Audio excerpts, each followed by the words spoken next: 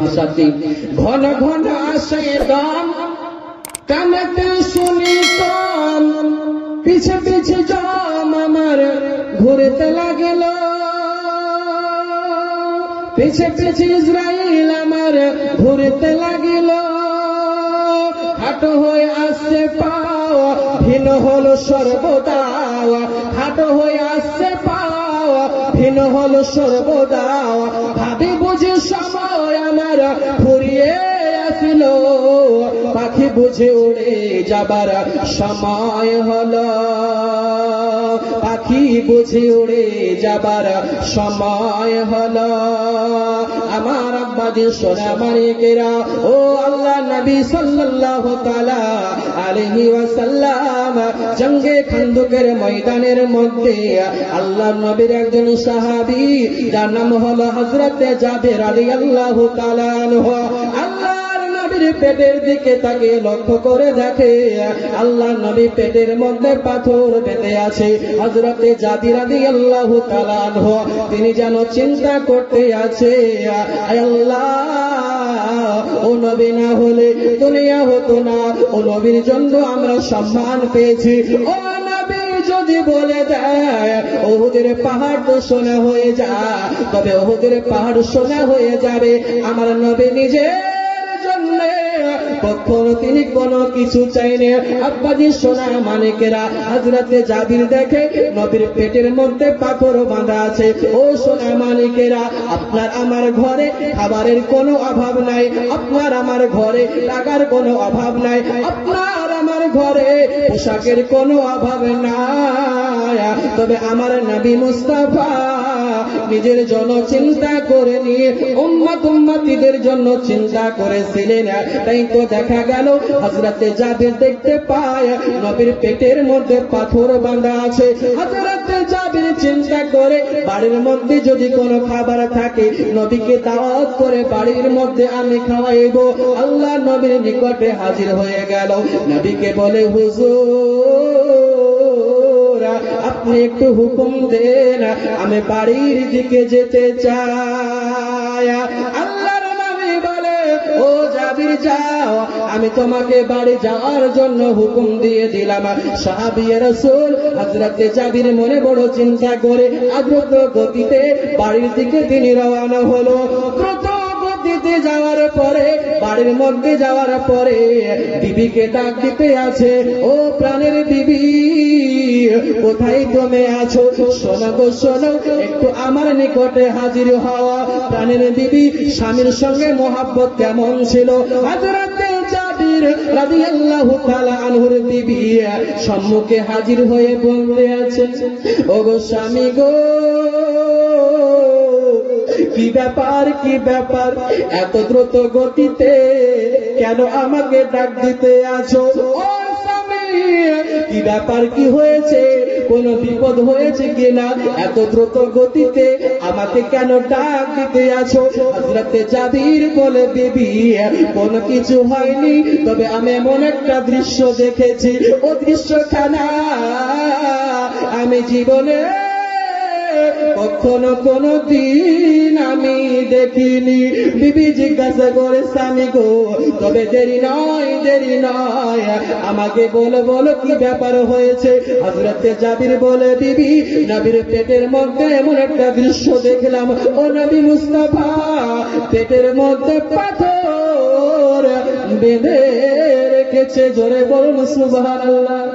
কোন নবী মুস্তাফা যে নবী আমার আপনার জন্য চিন্তা করে, নিজের জন্য কখনো চিন্তা করেনি। উঠিয়ে দেখুন মুসলিম শরীফের হাদিস, এক খণ্ড, পৃষ্ঠা নাম্বার 113, বাবু দুআইন নবী সাল্লাল্লাহু তাআলা আলাইহি ওয়াসাল্লাম। সাহাবী রাসূল হযরত আবু হুরায়রা রাদিয়াল্লাহু তাআলা আনহু তিনি যেন বর্ণিত করতে আছেন। আবু হুরায়রা বলছেন, আল্লাহ নবী একদিন বলেছেন, আল্লাহ পাক রব্বুল আলামিন সমস্ত নবীদেরকে এক একটা করে স্পেশাল দোয়া দিয়েছিল, যাকে বলা হয় মুস্তাজাবুদ দাওয়া, অর্থাৎ স্পেশাল দোয়া প্রত্যেক নবীকে দিয়েছিল।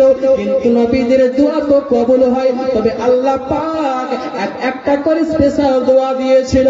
সমস্ত নবী দুনিয়ার বুকে চেয়ে নিয়েছে। কি করেছে বলতে হবে? দুনিয়ার বুকে চেয়ে নিয়েছে। আদম পয়গম্বর দুনিয়ার বুকে চেয়ে নিয়েছে, মুসা কালিমুল্লাহ দুনিয়ার বুকে চেয়ে নিয়েছে, ইব্রাহিম খলিলুল্লাহ দুনিয়ার বুকে চেয়ে নিয়েছে, ঈসা রুহুল্লাহ দুনিয়ার বুকে চেয়ে নিয়েছে, রূহ নাজিরুল্লাহ দুনিয়ার বুকে চেয়ে নিয়েছে।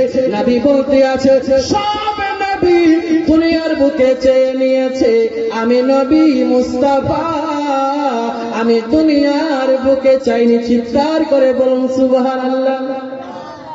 ও নবী মুস্তাফা কেন দুনিয়ার বুকে চাইনি? কারণ আছে কি নাই?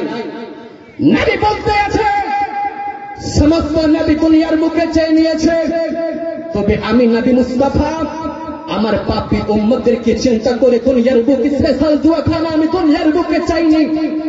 চাইব কোন দিন? হাসরের ময়দান যেদিন হয়ে যাবে, সমস্ত উম্মতি যখন আদম নবীর নিকটে হাজির হয়ে যাবে, আদম নবী বলবে না আমার দ্বারা তো হবে না, চলে যায় ইব্রাহিম নবীর নিকটে। এক এক করে যখন শেষ অবস্থায় ঈসা নবীর নিকটে হাজির হয়ে যাবে, ঈসা নবী বলবে শোনো আমার নিকটেও হবে না, তবে আমি একটা অ্যাড্রেস বলে দিচ্ছি, আমি একটা ঠিকানা বলে দিচ্ছি, যাও চলে যাও আখেরে পয়গম্বরে আজম নবী মুহাম্মদ রাসূলুল্লাহ সাল্লাল্লাহু তাআলা আলাইহি সাল্লামের নিকটে চলে যাও। ও নবী মুস্তাফা তোমাদের জন্য শাফাআত করবে। মুসলিম শরীফের হাদিসের মধ্যে এসেছে নবীর নিকটে যখন হাজির হয়ে যাবে আল্লাহর নবী বলবে আনা লাহা এসো আমার নিকটে এসো, আমি তোমাদের জন্য শাফাআত করব। আল্লাহর নবী সাজদায় পড়ে যাবে, আল্লাহ পাক রব্বুল আলামিন বলবেন ওরা সাউফা ইউতিকা রাব্বুকা ফাতারদা। সূরা নম্বর 30 সূরা নাম হলো সূরা দোহা। আল্লাহ পাক বলবে হাবিব আপনাকে এত দেওয়া হবে, আপনি রাজি ও খুশি হয়ে যাবেন। জোরে বলুন সুবহানাল্লাহ। হাবিব আপনি সিজদা থেকে মাথা উত্তোলন করুন, জোরে বলুন সুবহানাল্লাহ। নবী বলছে সেই দিন ওই স্পেশাল দোয়াখানা যেটা আমি দুনিয়ার বুকে চাইনি, সেই দিন দুনিয়ার বুকে চেয়ে আমার সমস্ত উম্মতীদের আমি শাফাআত করব। জোরে বলুন সুবহানাল্লাহ। একটু মহব্বত হবে না? বিরাদার ইসলাম আমরা হলাম সেই নবীর উম্মত, ঠিক কিনা? ও নবীর প্রতি বেশি বেশি করে দরুদ ও সালাম করতে হবে। ও নবীর প্রতি বেশি বেশি করে নবীকে তাজিম জানিয়ে সালাম জানাতে হবে, কি হবে না? আমার নবী মুস্তাফার আল্লাহ পাক এত নবীকে ক্ষমতা দিয়েছে। একটা হাদিসকে শুনে দিই, বুখারী শরীফ 1 খণ্ড পৃষ্ঠা নম্বর সম্ভবত হয়তো 21 হতে পারে। হাদিসে রাবে এরকম ভাবে নবী বলতে আছেন মান রানি ফিল মানামে ফাকাদ রানি ফা ইন্না শাইতানা লা ইয়াতামাক্কালু ফি সুরাতি। নবী বলতে আছেন মান রানি ফিল মানামে, যে স্বপ্নের মধ্যে আমাকে দেখলো, ফাকাদ রানি সে আমাকেই দেখলো। কেন? ইন্না শাইতানা লা ইয়াতামাক্কালু ফি সুরাতি, আল্লাহ পাক শয়তানকে এতটা ক্ষমতা দেয়নি যে আমার রূপকে ধারণ করতে পারে। জোরে বলুন সুবহানাল্লাহ। একটু মহব্বত হবে সুবহানাল্লাহ। শুধু তাই নয়, মদিনার মধ্যে আপনি চলে যান, বাইহাকী শরীফের হাদিসের মধ্যে এসেছে নবী আমার বলছেন মান যারা কবরি ওয়াজাবাত লাহু শাফাআতি। নবী আমার বলেন আমার রওজা মুবারককে যে একবার দর্শন করে নিবে, জিয়ারত করে নিবে, আমি নবী মুস্তাফা তার শাফাআতের জন্য ওয়াজিব। জোরে বলুন সুবহানাল্লাহ। আল্লাহুম্মা সাল্লি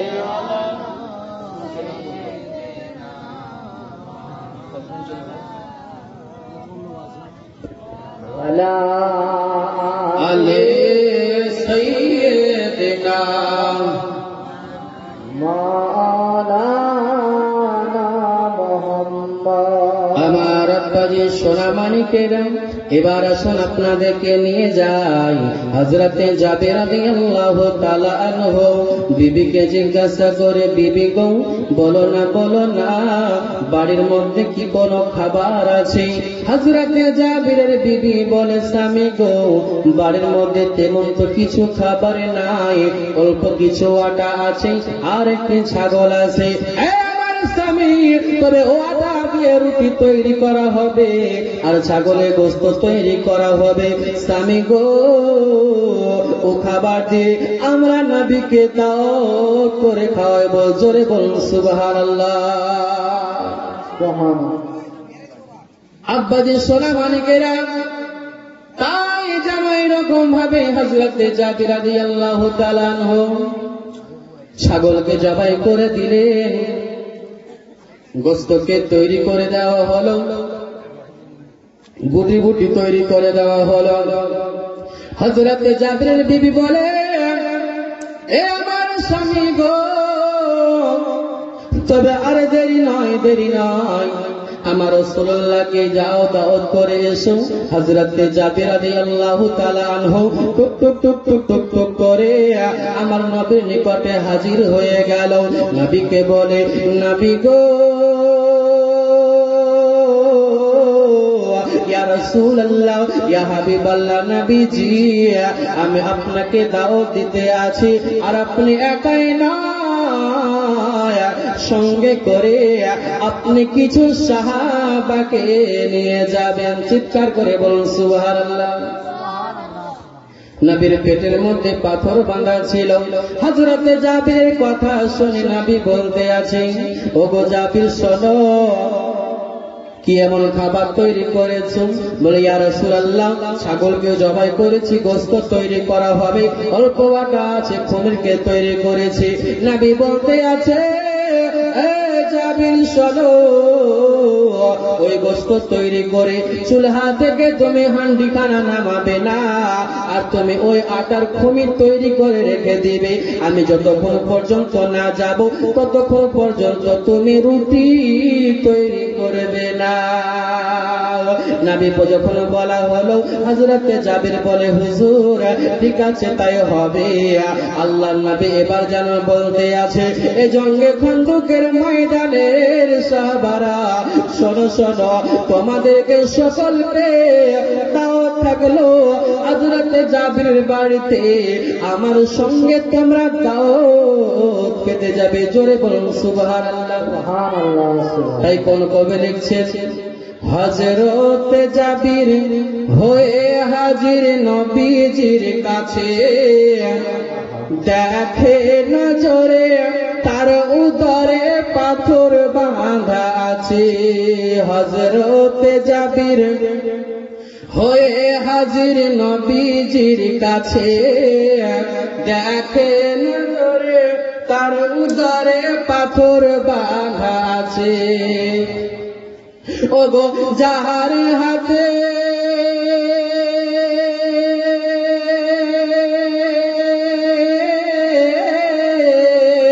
ওগো যাহার হাতে তো জাহানের, যাহার হাতে তো জাহানের, ওগো খাজানার চাবি, কয়েকদিন ধরে অনাহারে আছেন মোর নবী। এ দৃশ্য দেখে আছেন ভুগে মোর নবী দো জাহান, সব কাজ ফেলে জাবির চলে যেথায় তার মাকান। ও গিয়ে আওয়াজ করে, ও গিয়ে আওয়াজ করে, কোন বাঘরে, আওয়াজ করে, কোন বাঘরে আছো মোর দিদি, কয়েকদিন ধরে অনাহারে আছেন মোর নবী। দাওয়াত বলে জাবির চলে